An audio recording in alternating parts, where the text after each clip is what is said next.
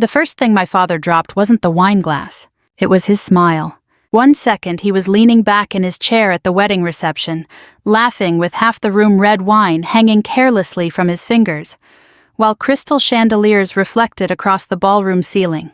The next second all the color drained from his face, because Governor Daniel Mercer had just walked through the doors holding my daughter's hand. And everybody in Ohio recognized Daniel Mercer. Decorated Marine, 3-term governor, national television interviews, the kind of man veterans saluted instinctively and politicians feared privately. The music near the dance floor faltered awkwardly as heads turned across the ballroom. Then Mercer looked directly at me. "There you are, Captain Hayes," he said warmly. Lucy was looking for her mother. My father's wine glass slipped from his hand and exploded against the marble floor. The sound cracked through the ballroom like a gunshot. Nobody laughed after that. Not one person. My little girl Lucy tightened her grip on the governor's hand before running toward me in tiny white shoes and flower girl ribbons. "Mommy?" I caught her against my chest while the entire wedding reception stared at us in dead silence. Then Governor Mercer walked straight toward our family table. And my father, Richard Hayes, the loudest man in most rooms, his entire life suddenly looked like he forgot how to breathe. 3 hours earlier, before everything fell apart, I almost didn't attend the wedding at all. I should have trusted that instinct. The ceremony took place at a country club outside Columbus, one of those expensive places built beside rolling golf greens, where wealthy people hold events to remind each other they've done well in life. My younger sister Claire loved places like that. Claire always belonged naturally in polished rooms. Beautiful hair, perfect posture, the kind of smile photographers adore. At 34, she was marrying a corporate attorney from Cincinnati, whose family donated money to political campaigns, and spoke casually about European vacations like everybody lived that way. Meanwhile, I arrived alone carrying an overnight bag, a tired little girl, and 20 years of family disappointment. I'm 39 years old, Army veteran, divorced, single mother. Retired after medical evacuation service left me with enough knee damage and insomnia to make civilian life feel permanently strange. To my father, those things translated into one simple conclusion: failure. Not dramatic failure. Worse. Embarrassing failure. The kind polite families discuss quietly after church. When I first entered the ballroom that afternoon, Dad barely looked up from his conversation with Claire's future father-in-law. Well, he muttered, "You made it." I kissed Mom's cheek. "Hello." "You look nice," she whispered quickly, like kindness needed permission in that room. Claire hugged me carefully without wrinkling her dress. "You didn't bring Lucy into the ceremony, right? She's with the childcare room downstairs until reception." Claire visibly relaxed. My sister wasn't cruel exactly, just deeply invested in appearances. That mattered in our family. Always had. Dad spent 40 years building a successful construction company in Dayton. He valued image the way some men value religion. Nice suits, clean reputation, social connections, and children who reflected well on him publicly. Claire fit perfectly into that vision. I never did. Even as a kid, I was quieter than the rest of them. More comfortable beside Grandpa Walter in his garage listening to old Vietnam stories than attending country club dinners with Dad's business friends. After 9/11, while Claire planned sorority rush events at Ohio State, I enlisted in the Army. Dad reacted like I'd announced plans to disappear into a circus. "You're too smart for military life," he snapped back then. "That's where people go when they run out of better options." Grandpa Walter nearly punched him for saying it. I still remember that kitchen silence afterward. Old veterans understand certain insults differently than civilians do. But Dad never apologized. And over the years, every deployment widened the distance between us. I missed birthdays, Christmases, anniversaries. Then my marriage collapsed during my 3rd overseas rotation. My husband finally admitted he was tired of living around Army schedules, emergency calls, and emotional exhaustion he didn't understand anymore.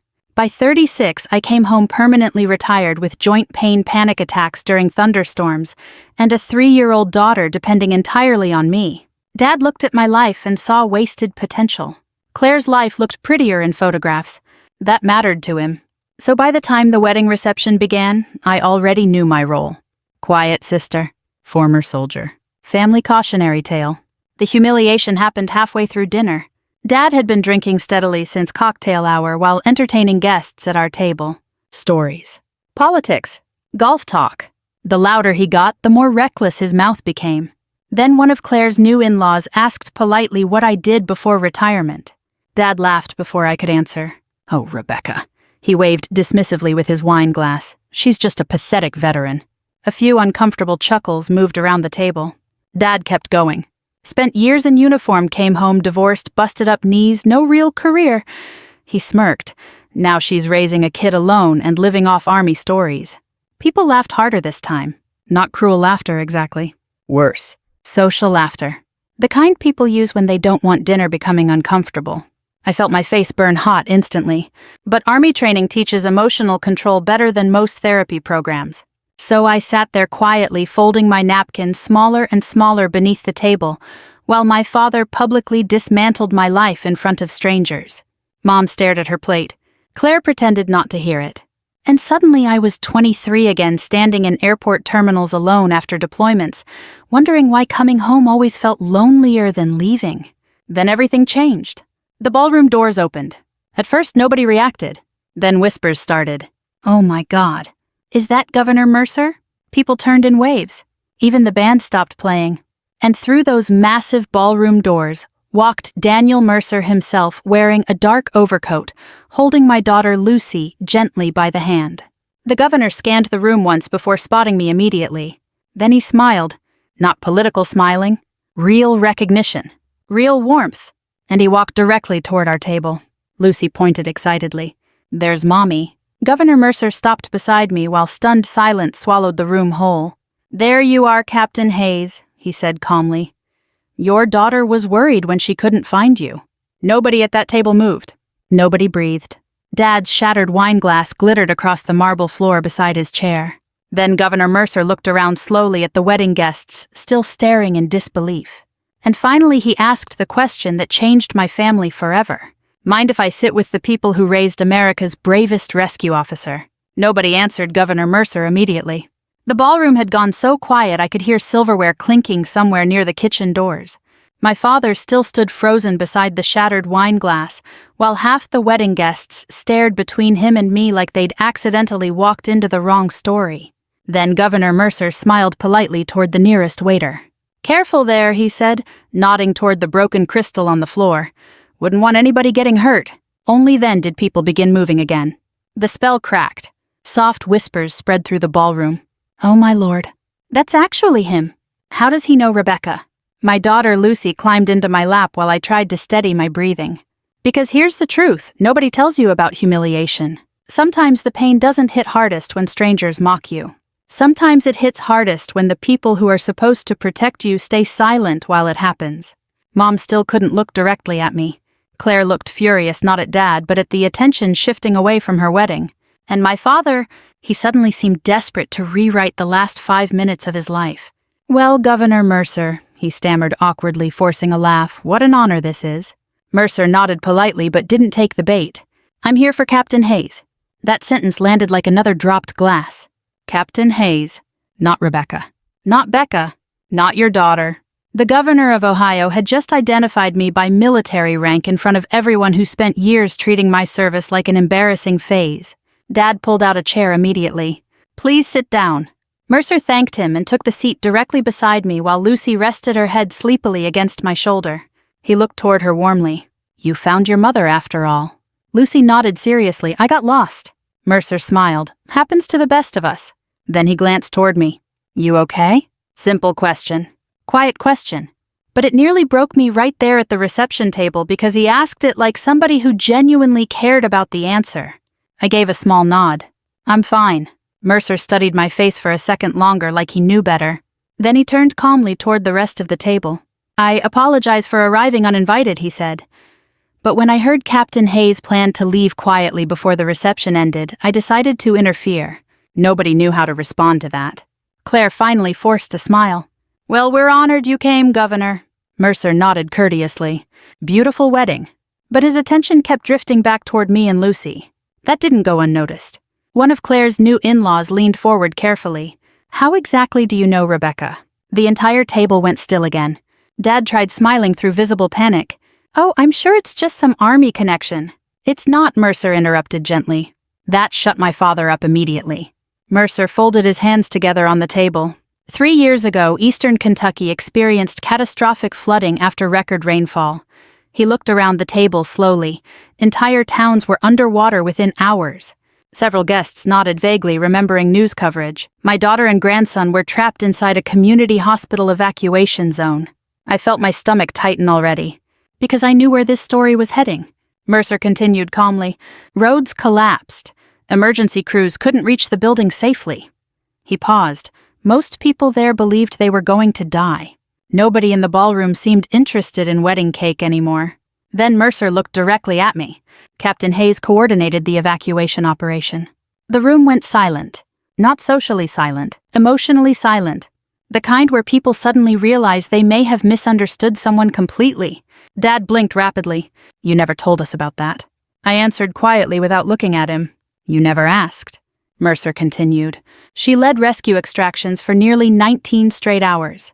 His voice remained calm but carried unmistakable respect. Floodwater reached second-story windows before the final helicopter cleared the roof. Claire stared at me in open confusion now. Mom covered her mouth slowly with one hand. And Dad looked like somebody had physically struck him. Mercer leaned back slightly. "My grandson survived because your daughter refused to abandon that hospital." Nobody spoke. The reception hall suddenly felt too warm, too bright, too exposed. One of the wedding guests whispered softly, "Oh my God." Dad cleared his throat awkwardly. "Rebecca, why wouldn't you tell the family something like that?" I finally looked at him directly. And for the first time in years, I answered honestly. "Because every time I talked about military work, you treated it like I was bragging." That hit harder than anger ever could have. Dad opened his mouth, then closed it again. No defense came out. Because there wasn't one. Mercer studied my father quietly before speaking again. "You know, he said most decorated service members don't talk much about what they've done." He glanced toward me.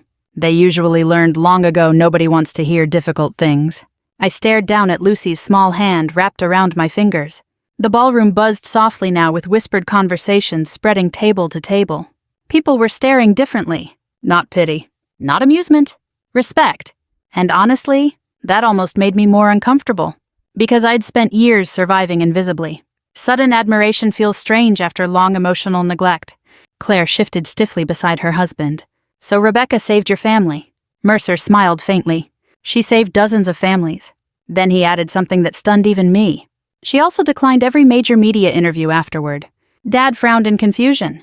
"Why would she do that?" I laughed softly under my breath before answering. "Because I knew nobody back home would believe it mattered anyway." Mom quietly began crying. Not dramatic crying. Small, older woman tears she tried hiding with napkins. Dad noticed too late. That's another thing older families understand. Well, sometimes people don't become emotional because of one moment. Sometimes emotion arrives all at once after years of accumulated failure. Mercer reached into his coat pocket and removed a folded newspaper clipping. He handed it carefully toward my father. Dad unfolded it slowly. I recognized the photograph instantly. Me standing knee-deep in floodwater beside a rescue helicopter soaked to the bone carrying an elderly woman wrapped in thermal blankets. I hated that picture. Mercer's voice softened. My office wanted to honor her publicly afterward. He looked toward Dad. She asked us not to. Dad stared at the photo with trembling hands. Why? This time Mercer didn't answer. I did. Because I was tired of trying to prove my life mattered to people who already made up their minds about me. The silence afterward felt endless. Even the ballroom staff seemed quieter now. Finally, Mercer leaned closer toward my father. Not aggressive. Not cruel. Just painfully sincere. "Sir," he said softly, "your daughter spent years becoming the kind of American most people only pretend to be." Dad's eyes filled instantly. And sitting there watching the strongest man I knew suddenly look small in front of the entire wedding reception, I realized something unexpected. For the first time in my life, my father wasn't embarrassed of me. He was embarrassed of himself. The reception never truly recovered after that. People tried. The band started playing again 20 minutes later, soft jazz drifting awkwardly through the ballroom, while waiters resumed carrying trays of champagne and tiny crab cakes. But the mood had changed completely. Before Governor Mercer arrived, I was the embarrassing veteran sister tucked quietly beside the family centerpiece. Afterward, people kept approaching our table with careful smiles and curious eyes. "Thank you for your service." I had no idea. My son was Army too. That's how Americans over a certain age talk when shame and admiration mix together. quietly, respectfully, like they're trying to fix something without admitting it directly. I smiled politely through most of it, while Lucy eventually fell asleep curled against my shoulder. Governor Mercer stayed nearly an hour, long enough to completely dismantle the version of me my family had spent years constructing. At one point, Claire finally pulled me aside near the restroom hallway. Her wedding dress rustled sharply as she crossed her arms. "Did you know he was coming?" Straight to accusation. Classic Claire. Number. "You honestly expect me to believe that—" I stared at my sister for several seconds before answering. "Claire, I spent 20 years trying not to attract attention in this family. Why would I suddenly orchestrate something like this?" She looked away first, because deep down she knew I was right. Claire grew up in a different emotional climate than I did. Dad praised her constantly. Her piano recitals, cheerleading trophies, beauty pageants when she was younger. Everything Claire did became family conversation. Everything I did became background noise. And over time, favoritism becomes invisible to the people benefiting from it. Claire softened slightly. "Well, tonight was supposed to be about my wedding." There it was. The real fear, not embarrassment. Competition. I sighed quietly. I never wanted this to happen here. She studied me carefully then. And for the first time in years, I think my sister actually saw how tired I looked. Not physically tired. Soul tired. The kind veterans carry after too many years surviving emotionally disconnected lives. Claire lowered her voice. "Did things overseas really get that bad?" I almost laughed at the question. Not because it was cruel, because civilians never know how to ask about war. They ask carefully like pain might explode if handled incorrectly. Sometimes they're right. I leaned against the hallway wall while soft wedding music echoed from the ballroom. "There are things you don't come back from completely," I answered honestly. Claire swallowed hard. Then she surprised me. "I used to think Dad was hardest on you because you were stronger." I looked at her sharply. "What?" She stared toward the ballroom doors. "He expected me to need protecting." Her voice softened. "But he expected you to survive everything." That sentence followed me the rest of the night, because it felt painfully true. Back at the reception table, Governor Mercer was speaking quietly with my mother. Mom looked overwhelmed. Not by politics, by guilt. Years of it. When she saw me approaching, she stood immediately. "Rebecca, can we talk tomorrow before you leave?" There was desperation in her voice now. Fear, too. Like she suddenly realized how much of my life happened outside the boundaries of family attention. I nodded gently. "Okay." Mom touched my arm softly. "You really saved people during that flood?" I almost smiled sadly. "Mom, I spent 15 years evacuating wounded soldiers and civilians." Her eyes filled again. I don't know why I never asked more questions. Neither did I. Governor Mercer stood once I returned to the table. I should let this family breathe now. Dad stood immediately too. "No, please." Mercer shook his head kindly. "Your daughters carried enough attention for one evening." Then he looked directly at my father. "Richard, may I say something before I leave?" Dad nodded stiffly.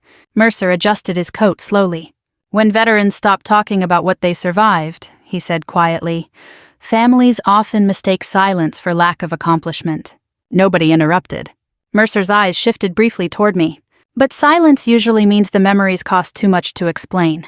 Dad lowered his gaze instantly, because suddenly the whole room understood something important. My quietness had never been weakness. It had been weight. Mercer shook my father's hand politely, then mine. But before leaving, he bent slightly beside Lucy, still asleep against my shoulder. "Your mama's a hero," he whispered softly. I felt tears threaten immediately. Not because of the word hero. I've never liked that word much. Too dramatic. Too simple. But because he said it so naturally to my daughter. Like Lucy should grow up knowing her mother mattered. Mercer finally left through the ballroom doors and conversation slowly returned afterward. But differently now. People watched me carefully. Respectfully. Even Dad barely spoke for the next hour. The loud, confident contractor everybody admired had vanished somewhere between the shattered wine glass and the flood rescue story. By 10:30, guests began leaving. Claire and her husband departed through sparklers and applause, while I slipped quietly toward the coat room carrying Lucy wrapped in a blanket. I almost made it outside unnoticed. Then Dad's voice stopped me. "Rebecca." I turned slowly. He stood alone near the lobby fireplace, looking older than I'd ever seen him. Not physically. Emotionally. Like somebody had forced him to rewatch 30 years of parenting in a single evening. Snow fell softly beyond the glass entrance doors behind him. For a moment neither of us spoke. Then Dad rubbed one hand over his face and exhaled shakily. I didn't know. I stared at him quietly. And here's the difficult thing about late apologies. Sometimes they're sincere, but still painfully incomplete. What exactly didn't you know? I asked softly. Dad looked stunned by the question, like he genuinely never considered how broad the damage might be. Finally he answered, that your life turned out? He struggled for words. Important. Important. Not meaningful. Not honorable. Important. I almost smiled from exhaustion. My life was always important, I answered quietly. You just valued different things. That hit him hard. Hard enough his eyes reddened immediately. I thought I pushed you because I wanted you stronger. I shifted Lucy higher against my shoulder. No, Dad. My voice stayed calm. You pushed me because you thought I embarrassed you. The silence afterward stretched painfully long. And for the first time in my entire life, my father didn't argue back. Because somewhere deep down he finally understood it was true. I barely slept that night. Lucy and I stayed at a small Hampton Inn 20 minutes outside Columbus, the kind built beside highways where the heating system hums constantly, and every room smells faintly like old coffee and carpet cleaner. Lucy slept peacefully across the other bed, surrounded by stuffed animals and wedding candy she'd smuggled into my overnight bag. Children recover from emotional tension faster than adults. At 3 years old, she thought the wedding had been exciting. Pretty dresses, cake, music, a nice man helping her find mommy. She had no idea she accidentally detonated 30 years of family denial simply by holding Governor Mercer's hand. Around 4 in the morning, I gave up trying to sleep and sat beside the window watching snow fall across the empty parking lot. That's the thing about military life. Even after retirement, your body never fully forgets vigilance. You learn how to sleep lightly, how to listen constantly, how to live prepared for interruption. War changes ordinary silence forever, and civilian families rarely understand that. By sunrise, my knees already ached from weather pressure rolling through Ohio. Old Army injuries always predict snow better than meteorologists. Lucy woke cheerful around 7:30 asking for waffles. Children also don't understand emotional collapse. Thank God for that. While she watched cartoons and drowned waffles and syrup downstairs at the hotel breakfast area, my phone buzzed twice. One missed call from Mom. One text from Dad. Can we talk before you leave town? No apology. No explanation. Just those 8 words. I stared at the screen a long time before answering. Finally, I texted, we can meet after lunch. Almost immediately, Dad replied, thank you. That bothered me more than anger would have, because my father never thanked me for emotional space before. Back when I was younger, conversations happened on his terms, his timing, his comfort level. But humiliation changes people, especially public humiliation. By noon, snow covered most of Columbus in gray winter slush. I drove Lucy to a small diner outside Dayton that Grandpa Walter used to love when I was a kid. Maple Street Grill, red vinyl booths, bad coffee, waitresses who still called everyone hon. Grandpa brought me there after Little League games because he hated country clubs and loved pie. Dad arrived alone 10 minutes later wearing the same suit from the wedding under a heavy winter coat. He looked terrible, not drunk. Worse, sober and reflective. That kind of exhaustion hits older men differently. Like regret physically weighs something. Lucy waved happily when she saw him. Grandpa? Dad's entire face softened instantly. He hugged her carefully before sitting across from me. For a few minutes, conversation stayed safely focused on Lucy. School. Cartoons. Chocolate milk. Then the waitress took our orders, and silence settled over the booth. Dad folded his hands together slowly. I owe you an apology. There it was. The sentence I imagined hearing most of my adult life, and somehow it still didn't feel satisfying. Because older wounds don't disappear the moment somebody acknowledges them. I embarrassed you publicly, Dad continued quietly, and I was wrong. I nodded once.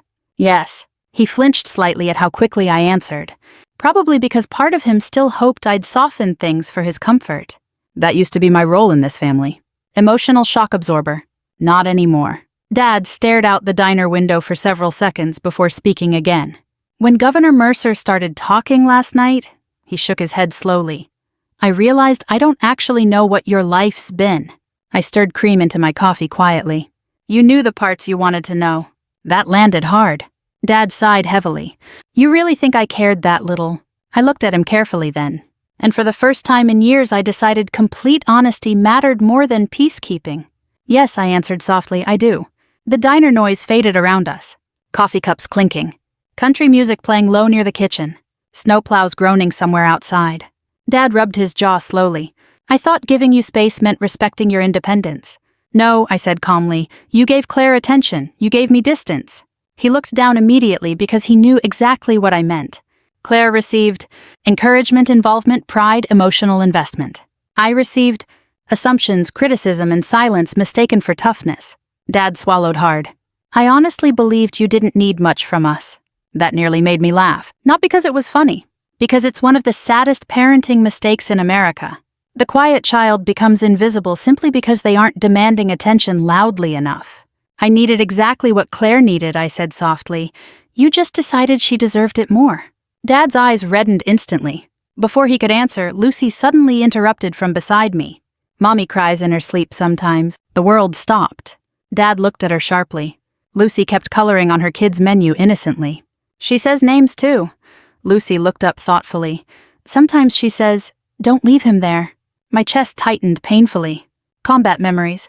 Nightmares. Things I worked very hard to hide from my daughter. Dad stared at me in stunned silence. You still have nightmares? I looked away toward the snowy parking lot. Sometimes. How bad? I laughed quietly under my breath. Dad, I spent years loading 19-year-old soldiers into helicopters missing limbs. His face crumpled slightly. You never told us. There it was again. The sentence haunting this entire family. You never told us, as if emotional understanding only belongs to the person brave enough to speak first. I leaned forward slowly. You never asked because you didn't want difficult answers. Dad opened his mouth, then stopped. Because again, it was true. He wanted simple military stories. Patriotic stories. Safe stories, not trauma, not grief, not lifelong psychological cost. The waitress returned with burgers and fries, mercifully interrupting the tension. Dad barely touched his food. Finally, after several silent minutes, he said something unexpected. Your grandfather warned me. I looked up immediately. What? Dad nodded slowly. Walter told me years ago I was treating you differently. That hurt more than I expected. Did Mom know? Yes. I sat back, slowly absorbing that. Dad stared down at his untouched fries. He told me something after your second deployment. Dad's voice roughened. Richard, one day your daughter's gonna stop trying to earn love from this family, and when that happens you'll realize how much of her life you missed. Grandpa Walter, always seeing things clearly before everyone else. I swallowed hard. Dad finally met my eyes again. And Rebecca... His voice trembled slightly now. I think that day finally came last night. After lunch, Dad followed me outside into the diner parking lot, while Lucy stayed inside choosing candy from the old machine near the register. Snow crunched beneath our shoes, cold wind rolled across the empty road, and for a moment we stood there beside my SUV like two strangers trying to figure out whether rebuilding something broken was even possible at our age. Dad shoved both hands into his coat pockets. When's the last time you were happy? The question caught me off guard. Not because it was complicated, because my father had never asked me anything emotional before. I stared across the snow-covered fields beyond the highway. I don't know. Dad nodded slowly like that answer hurt him. When your grandfather came home from Vietnam, he said quietly he barely talked for almost 2 years. I looked at him carefully. Dad rarely discussed Grandpa Walter's service. He used to sit in the garage at night pretending to fix things. Dad gave a faint, sad smile. Most of the time he was just sitting there listening to baseball games on the radio.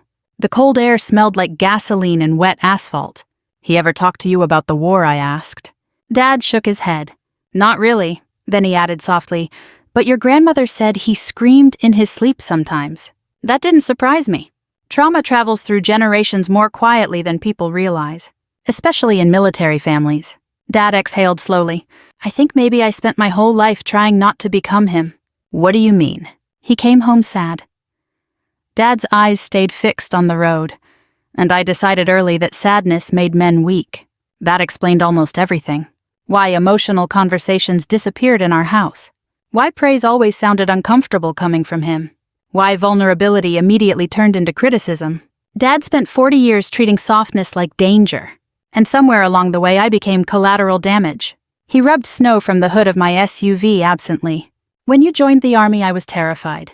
I blinked in surprise. You were angry. I was both. He looked at me directly now. I knew what military life did to your grandfather, then suddenly my daughter volunteers for it after 9/11.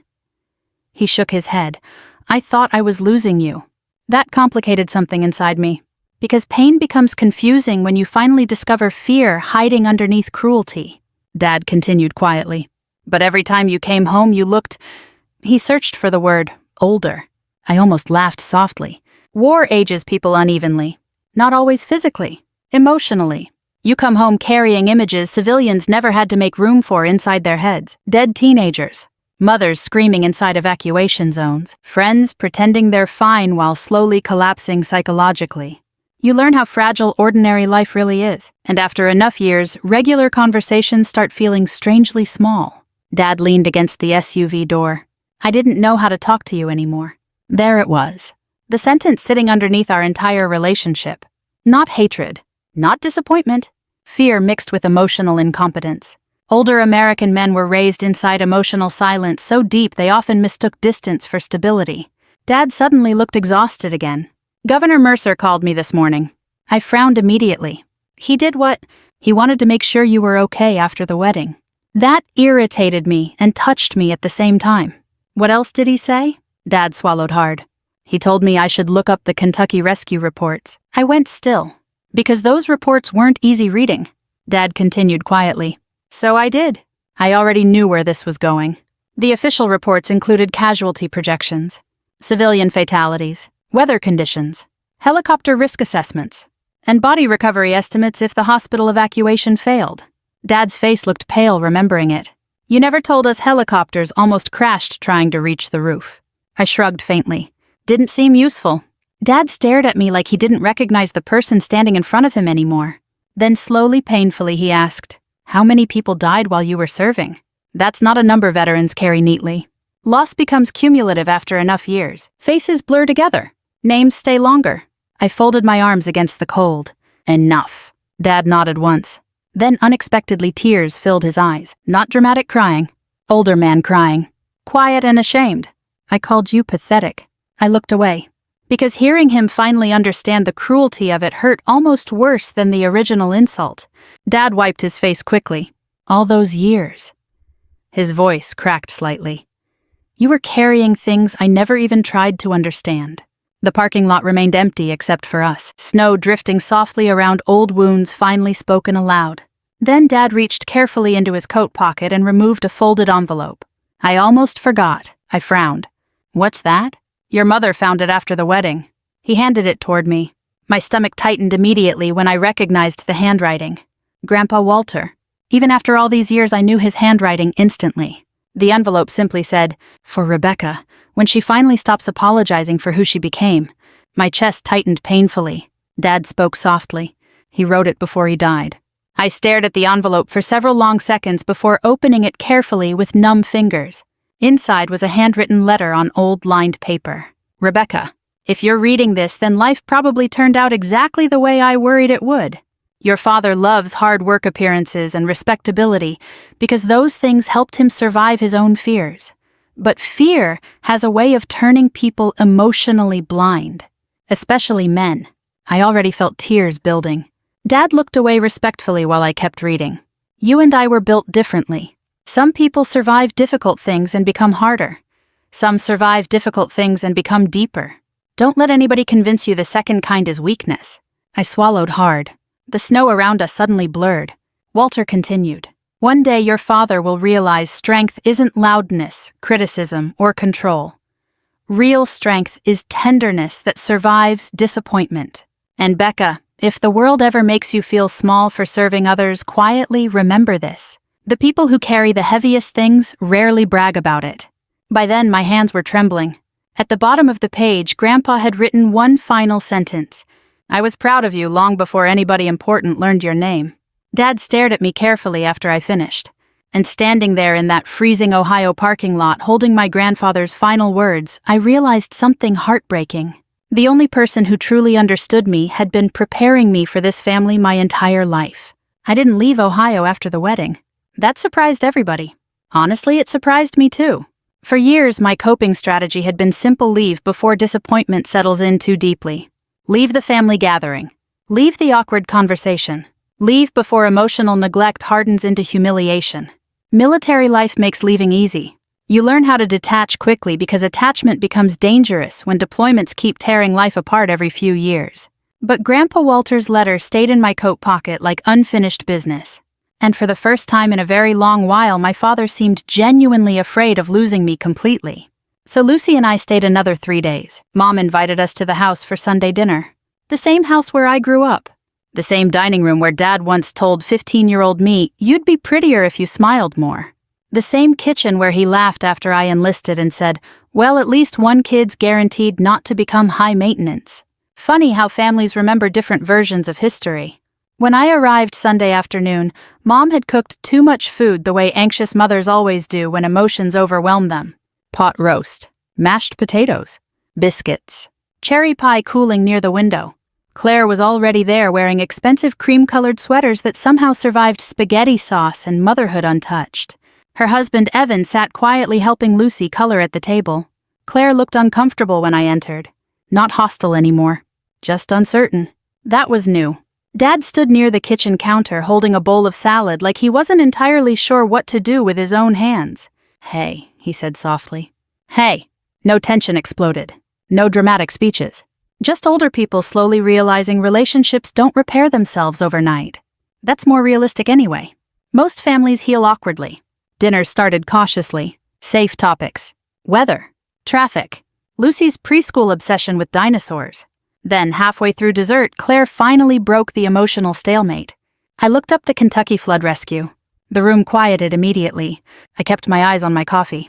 Claire swallowed awkwardly. "They said you went back onto the roof after the evacuation order ended." Dad stared at me sharply. "You never told me that part." "There wasn't much to tell." Claire frowned. The report said another helicopter pilot refused because visibility collapsed. I shrugged faintly. One patient was still trapped upstairs. Dad looked genuinely horrified now. "You could have died." That sentence always sounds strange coming from civilians. Because veterans stop measuring danger emotionally after enough exposure. Risk becomes procedural, mission-focused, ordinary. I stirred sugar slowly into my coffee. A lot of people could have died. Dad leaned back heavily in his chair. "You had a daughter already." That one landed differently. Because he wasn't criticizing. He was imagining loss. I looked toward Lucy laughing beside Evan over crayons and dinosaur stickers. "Yes," I answered quietly. "That's why I went back." Nobody spoke after that.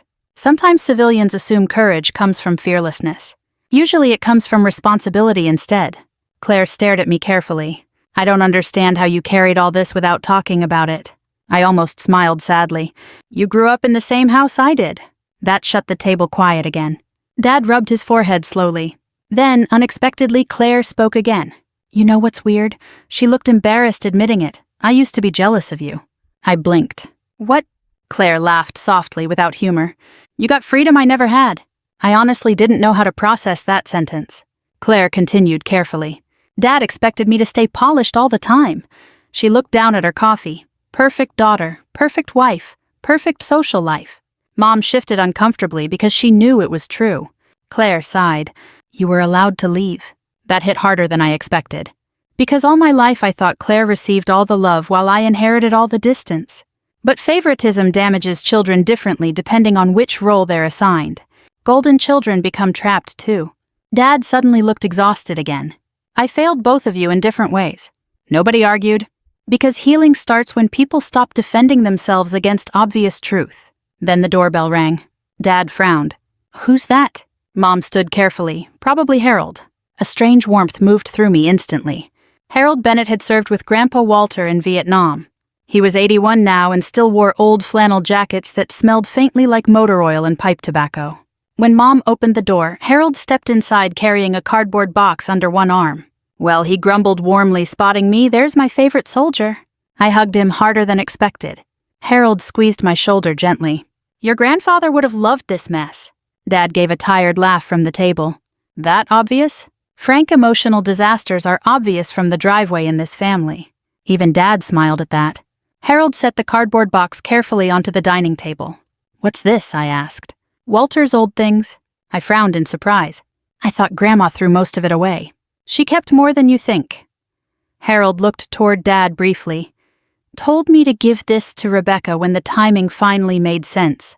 Inside the box were faded military photographs, service medals, handwritten journals, old newspaper clippings, and cassette tapes labeled with dates from the 70s. I carefully picked up one folded clipping. My throat tightened immediately. It was a newspaper article about my promotion to captain 15 years earlier.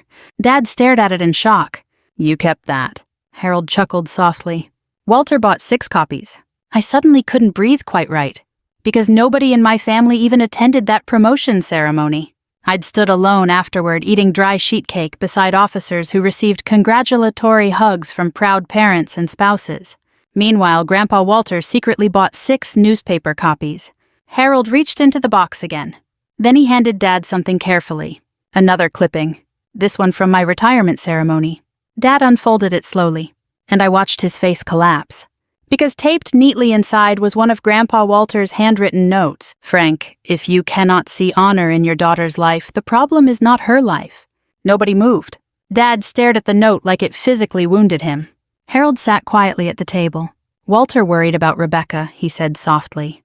"Not because she was weak, because she spent too many years trying to earn love from people who should have given it freely." Dad covered his mouth with one trembling hand. And for the first time in my life, I saw my father cry without trying to hide it immediately.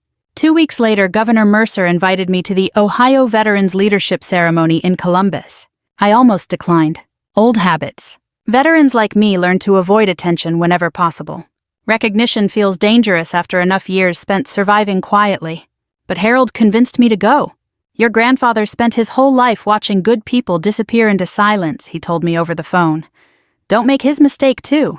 So, on a cold Thursday evening in February, I drove downtown wearing my old dark blue army dress uniform for the first time in nearly 3 years. Lucy sat in the back seat humming to herself while snow flurries drifted across the windshield. "You look pretty mommy," she said. I smiled softly.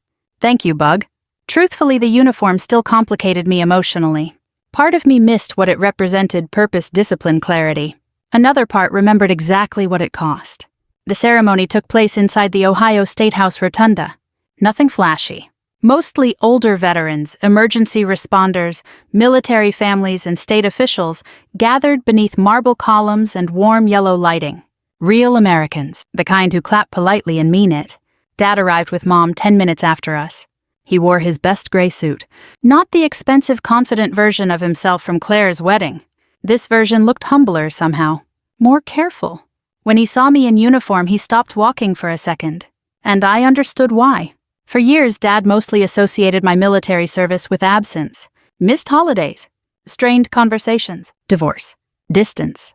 But standing there inside that marble building surrounded by veterans who immediately recognized my insignia and greeted me respectfully, I think he finally saw the life I actually lived instead of the one he imagined.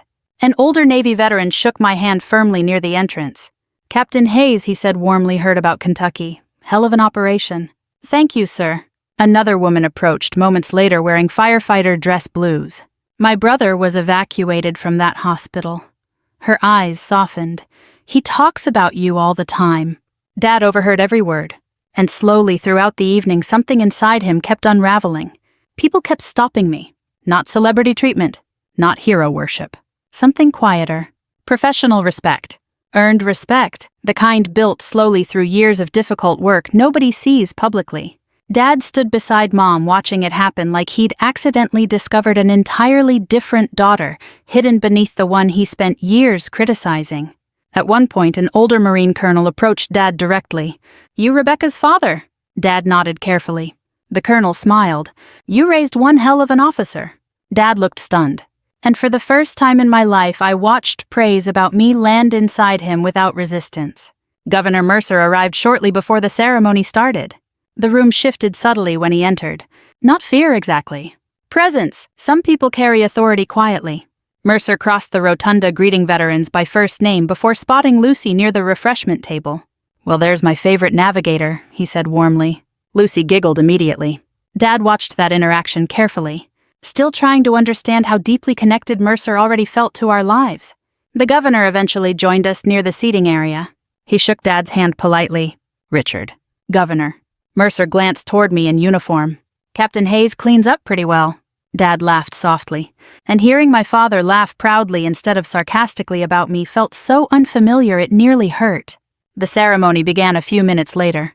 A military quartet played softly while officials honored firefighters, medics, rescue teams, and veterans from around the state. Nothing dramatic, just ordinary Americans quietly recognized for difficult service. Then Governor Mercer stepped behind the podium. After opening remarks, he paused unexpectedly and looked directly toward me. "There's someone here tonight," he said calmly, "who spent most of her career avoiding recognition." I immediately wanted to disappear. Mercer smiled faintly, which usually means somebody else had to tell her story first. Light laughter moved gently through the audience. Then his voice grew more serious. 3 years ago, catastrophic flooding trapped dozens of civilians inside a Kentucky hospital evacuation zone. He paused. Most rescue teams withdrew after conditions became too dangerous. The room quieted completely. Captain Rebecca Hayes did not. I stared down at my hands immediately, because memory works strangely.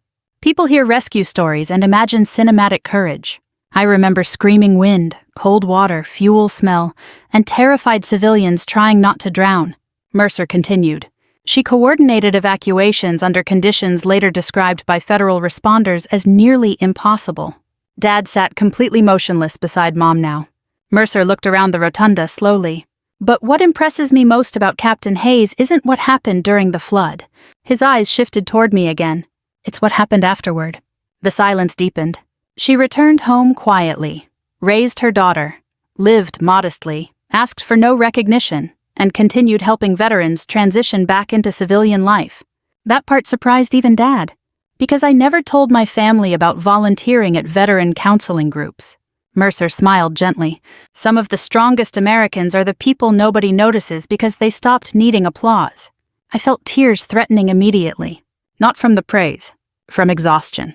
Because being truly seen after years of invisibility can overwhelm a person unexpectedly. Then Mercer said the sentence that finally broke my father completely. "Captain Hayes represents the best kind of service-quiet sacrifice without bitterness." Dad lowered his head instantly. I saw Mom reach for his hand. The audience applauded warmly. Longer than I expected. Not loud Hollywood applause. Real applause. Older people recognizing something meaningful. Afterward, during the reception downstairs, Dad asked if we could step outside briefly. Snow drifted softly across the State House steps while traffic moved through downtown Columbus below us. Dad stood beside me in silence for a long moment. Then finally he spoke. "I spent years waiting for you to become someone impressive." I said nothing. His eyes reddened in the cold air. "The truth is," he swallowed hard, "you became someone honorable, and I was too emotionally stubborn to recognize the difference." That sentence healed something inside me more than any dramatic apology could have, because honor mattered more to me than success ever did. Dad looked toward the snowy city streets. "I think I owe your grandfather an apology too." I smiled faintly through tears. "You probably do." Dad laughed softly at that. Then, after nearly 40 years of emotional distance, my father put one arm awkwardly around my shoulder. Not polished, not cinematic, just real. And standing there outside the Ohio State House while snow fell quietly around us, I realized revenge had never actually been what I wanted. I wanted to feel visible. I wanted my family to finally understand that surviving difficult things quietly is still a form of greatness.